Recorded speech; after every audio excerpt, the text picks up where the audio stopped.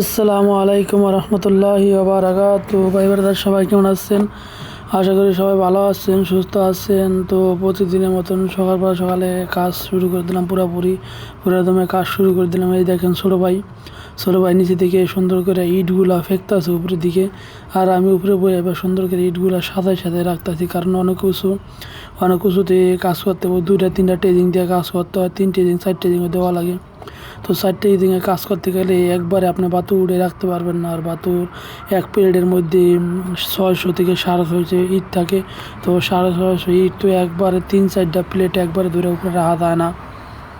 তো তার কারণে নিচেই রাখতে হয়, নিচে থেকে এইভাবে আধা ফিকে উপরে উঠাইতে হয়। তো প্রচুর পরিমাণে বাতু উড়ান লাগে। তো মনে করেন যে 300, 18, 400, 2400 বাতু উড়ান লাগে এইভাবে ফিকা। তো একা একজনের পক্ষে সম্ভব না, সবাই পাল্টায় একজনের পর একজন করে বাতু উড়াই, ইট উড়াই। তো ওই যে একজন উড়াইতেছে, ছোটো উড়াইতে খালতো ভাই, আমার ছোটো ভাই, আমি, আমার বড় ভাই, আরও স্বাস্থ্য ভাই, সবাই 4-5 জন মিলে দিলে আমরা এক জায়গায় কাজকাম করি।